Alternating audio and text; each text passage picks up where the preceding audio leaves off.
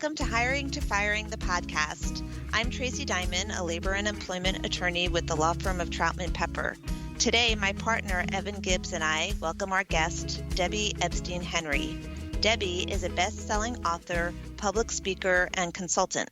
She also hosts the podcast Inspiration Loves Company, where she explores how to do better and be better at life, work, and everything in between. Welcome, and thanks so much for joining us, Debbie. Oh, thank you, Tracy. It's so great to be back in touch and so delighted to be here today with you and Evan. So, Debbie, tell us a little bit about your podcast. What was the inspiration behind it, and what topics have you explored so far? I launched Inspiration Loves Company in October of 2020, and I had actually been wanting to launch a podcast for probably about 5 years, but due to my speaking, I was regularly traveling, and suddenly, of course, all of us stopped traveling as of March 2020.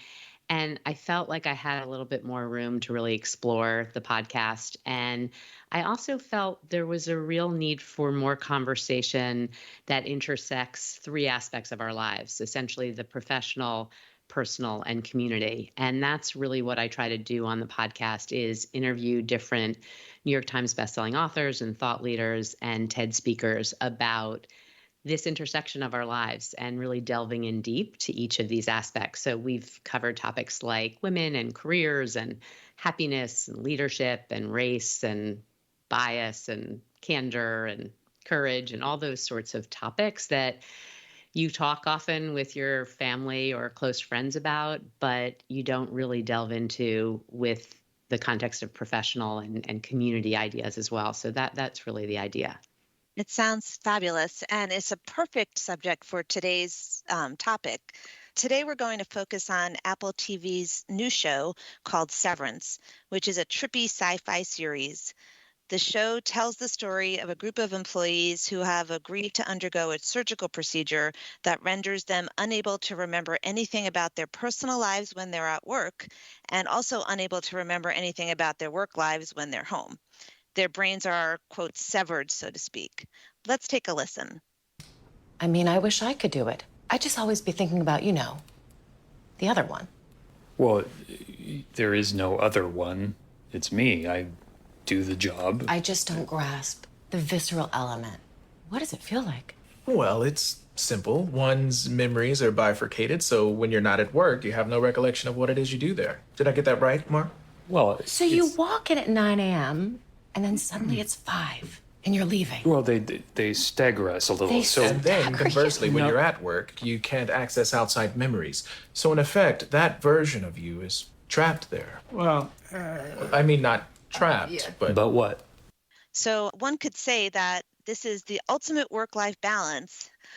There's a lot to unpack here, but what struck me the most was how unhappy both the innies, the employee when the employee's at work, and the outies, those who are not at work, or the same employee when they're not at work, how unhappy they were.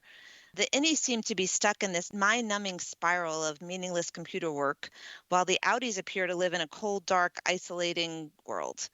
In real life, is there a way to strike the right amount of work-life balance to find happiness both in your inner self and your out self? So obviously it's a big question, and it's something I think so many of us grapple with every day. And the first time I really started honing in on this issue was back in '99.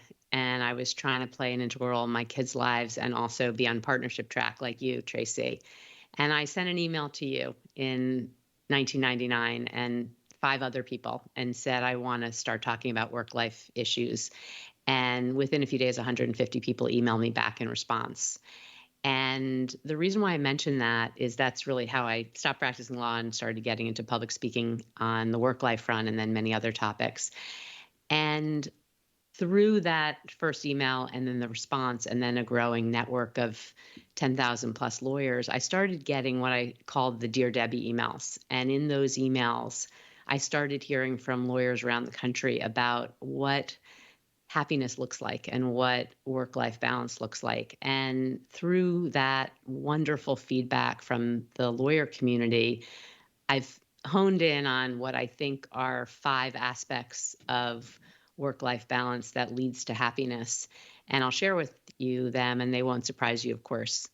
First is around hours, and people are just a lot of their happiness is how much time they're spending doing the work and how much they're spending in all the other things that are meaningful to them. And so looking at hours is a huge piece of it. Second is around flexibility. I find actually a lot of people who love their work a lot of hours, but they want flexibility in the way in which they work, and that can be very closely aligned with happiness. Third is around control. I actually find with high intense jobs, this issue around predictability and control is particularly challenging and can lead to a lot of dissatisfaction at work when you don't have control to be able to pick up your kids after work or spend the time you want playing guitar or whatever it may be. Fourth is around availability. And I think this issue of being on call, again, particularly for high intensity jobs, this notion of never being able to be off call, maybe not even being able to take vacation or having to go to the ends of the earth to have a place where you are where there's not good cell service. And the problem is the technology's gotten so good, we've got to figure it out some other way. And the fifth aspect is around location, and maybe it's proximity to a childcare center or proximity to elder care where you're working, or, this issue around location has become less relevant actually in the pandemic because a lot of us have more control about where we're working. But these five aspects of hours, flexibility, control, availability, and location to me are really the key levers in evaluating what makes a happy person when they're managing the challenges of both work and their demands outside of work. You've done a really good job of articulating and breaking down sort of these different components of happiness. And, when I think about all those different aspects of what makes somebody feel fulfilled and happy in their job, it strikes me that looking back on our initial conversations all those many years ago, unfortunately, not all that much has changed.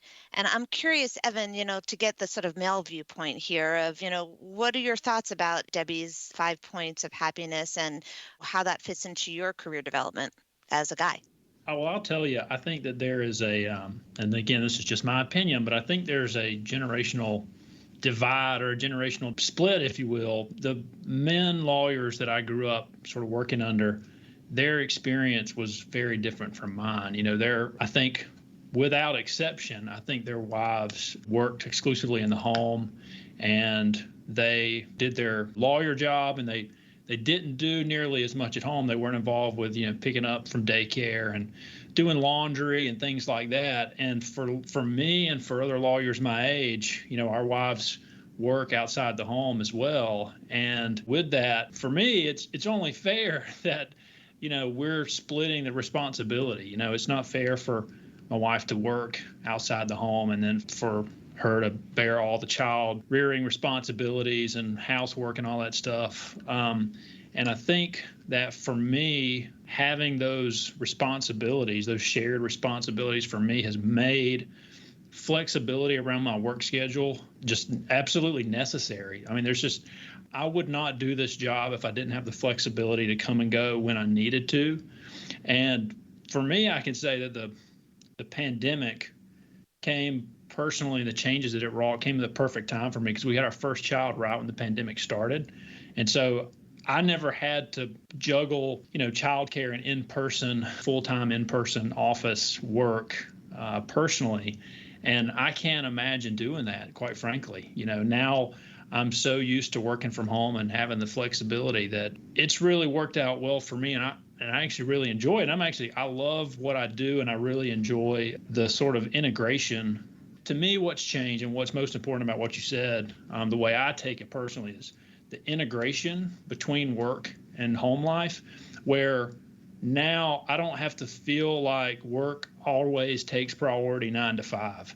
I feel like my work life and my home life are now balanced in priority. If I've got a really important appointment, I will push a client call. I will say, I can't talk to you at 9 o'clock. I already have an engagement. And it may be that I'm taking my car to get the oil change. It might not be, a work thing.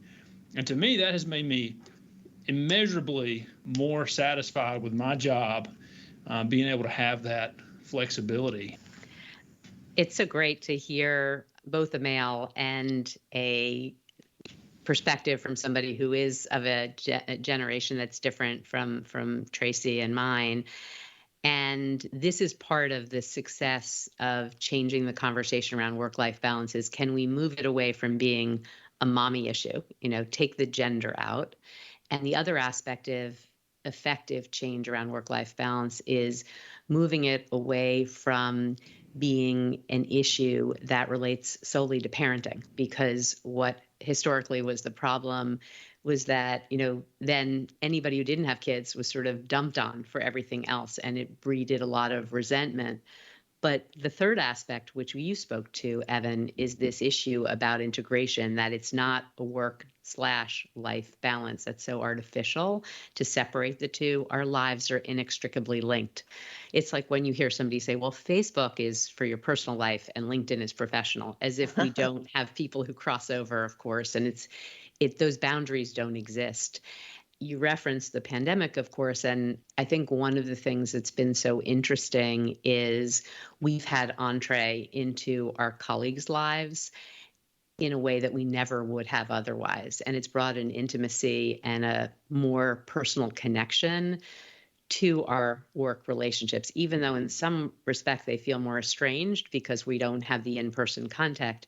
We have a lot of entree. And if we don't use that opportunity to build more trust when we're in our clients and our colleagues' homes, it's an opportunity lost. But I think the other aspect of what's changed over the past 2 years and why I think work has gotten so much more personal, and it should, is in the aftermath of George Floyd's murder, really this notion of personal leadership has become much more of an expectation.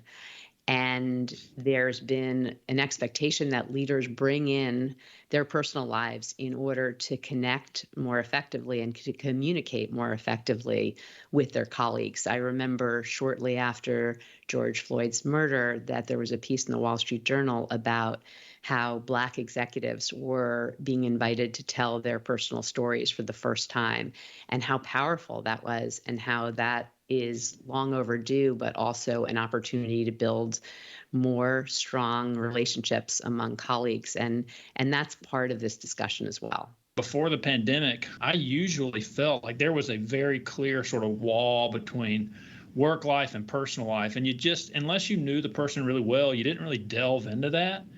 And now it just all sort of bleeds over. You're talking to people at soccer games and kids are coming through, and you just, man, you learn so much more about people. And to me, it's been just a really positive thing.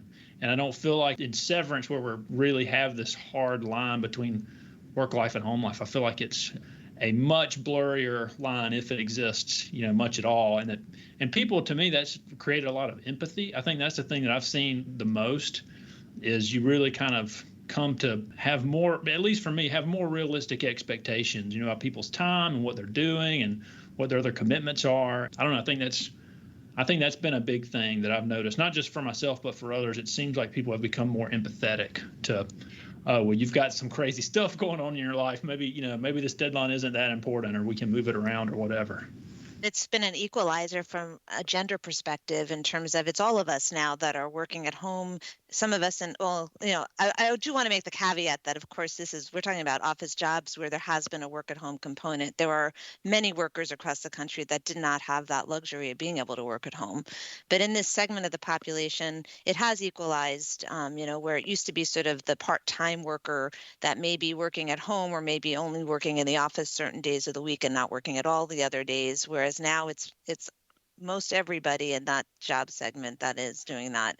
But it also has that reverse effect of employees feeling like they're always working. I don't know about you guys, but I feel like, I might be able to take that appointment in the middle of the day, but I'm working much later into the night than I did previously, because there's really no sort of difference between work and home. It all bleeds together. Tracy, you're absolutely right. And that's something that I hear in my conversations every day, is one of the things people miss most about being in the office are those natural transitions in the day that we all took for granted.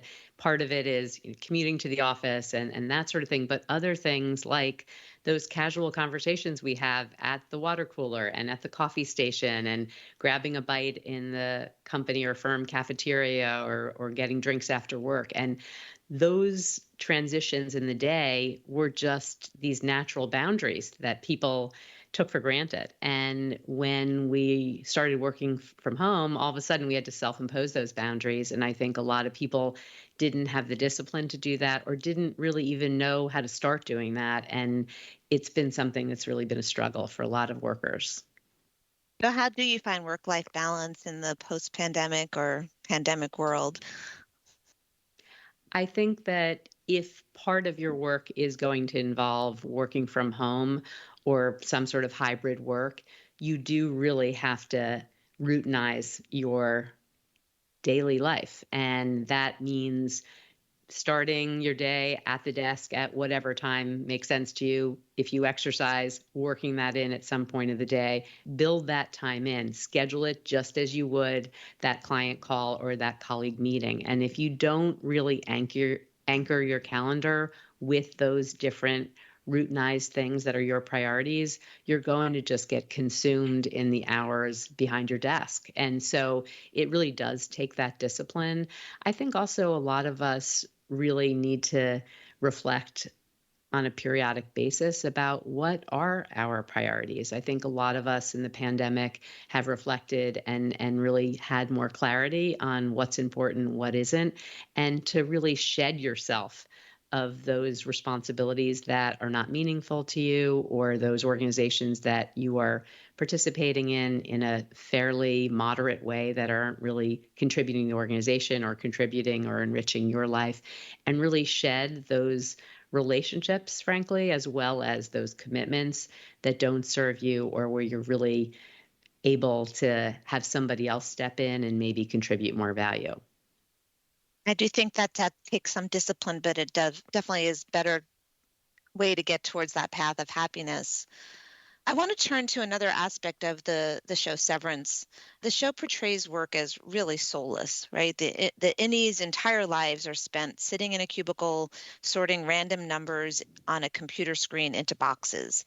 The data that they're supposed to be quote unquote refining has been encrypted to the point that they really have no idea what they're looking at or how it fits into the bigger picture of the company's mission. The data refining group that our main character works at also is completely isolated from the other departments, which I think there's some sort of analogies there to the isolation that many experience working at home. In real life, first of all, how can companies get their employees to buy into the bigger mission and even be aware of what the bigger mission is? And from a remote work perspective, how do you foster that sense of unity and culture when you have employees scattered all over the place? Really important question. So, what I've really observed is that employees are looking for more of an alignment between their organizations and social purpose. It's no longer acceptable for employers to be silent with the various injustices that are going on around the world. And so, getting colleagues engaged in volunteer work or pro bono initiatives of your organizations is key to getting employees more engaged in the bigger mission. And it's a way to build bonds, but it's also a way to create more accountability within the organization. And again, to link up more effectively what the organization is trying to do more from a social purpose perspective and get the employees to really build out that brand of the organization and be ambassadors of that brand. And I think that's really important.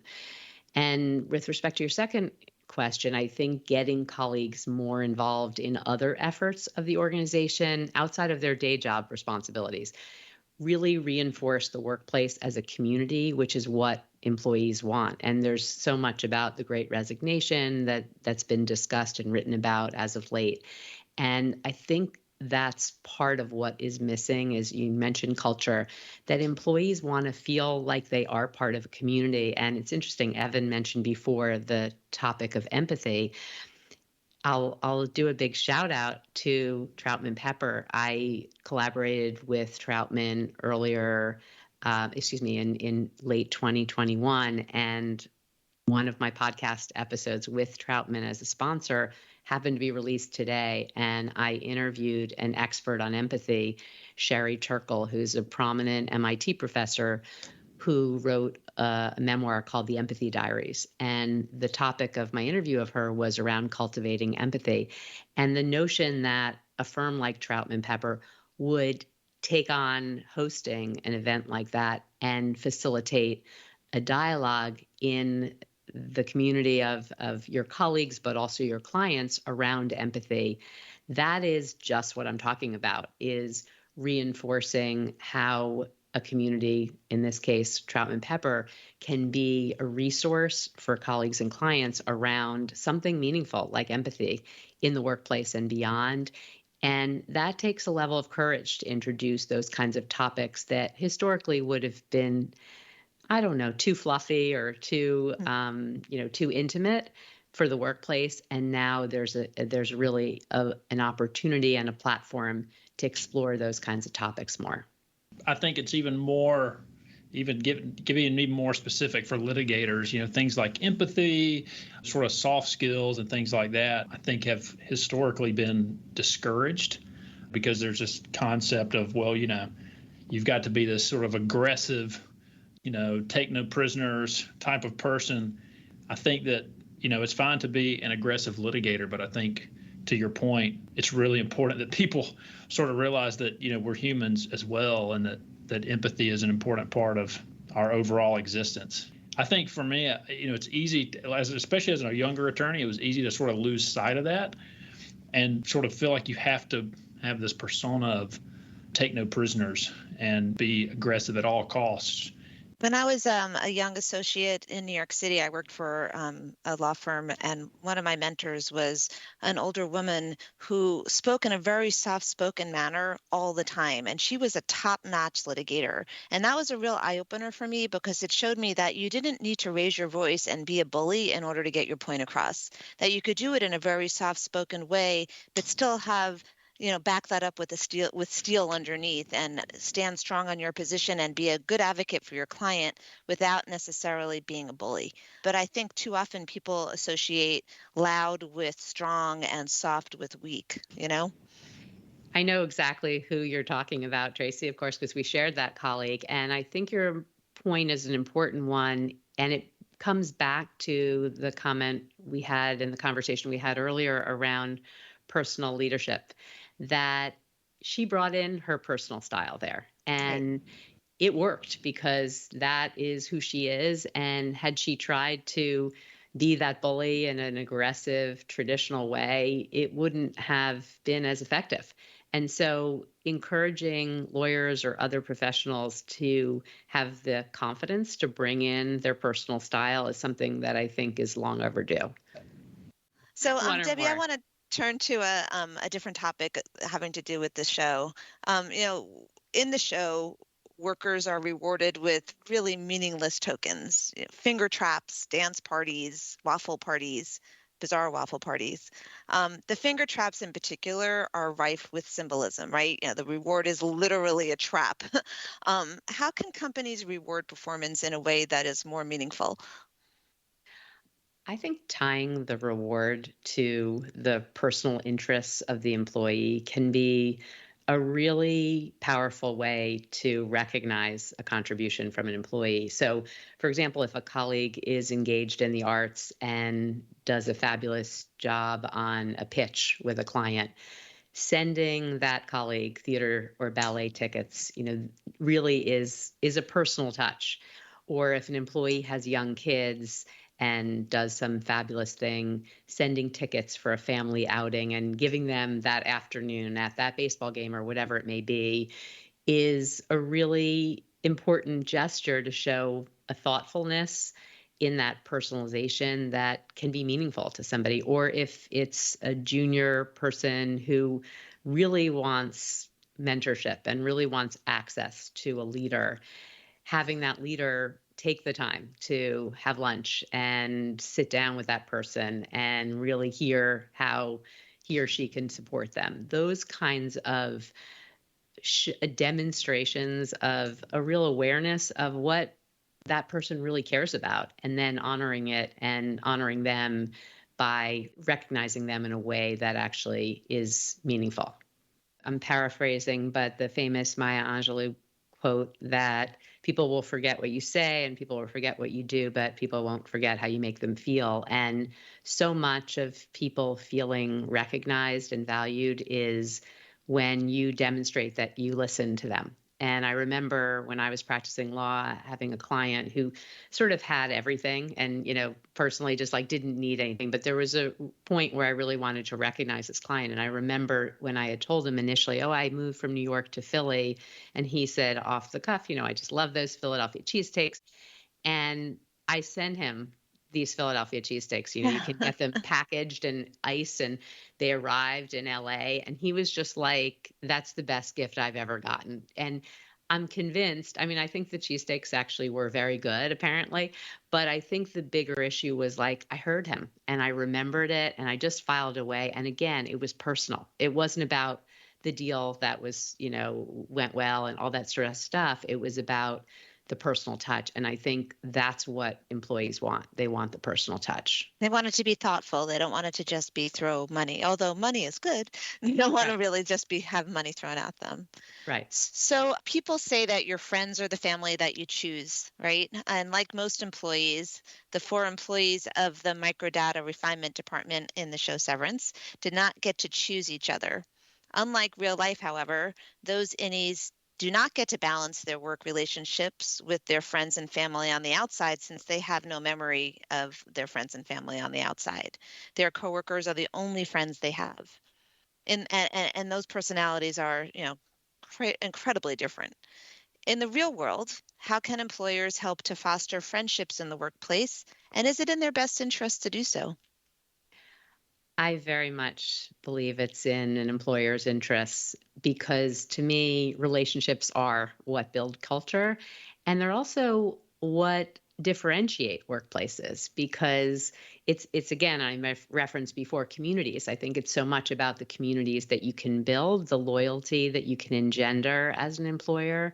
So I think the answer for employers is investing in employees as people and not just in their job functions, what they were hired to do.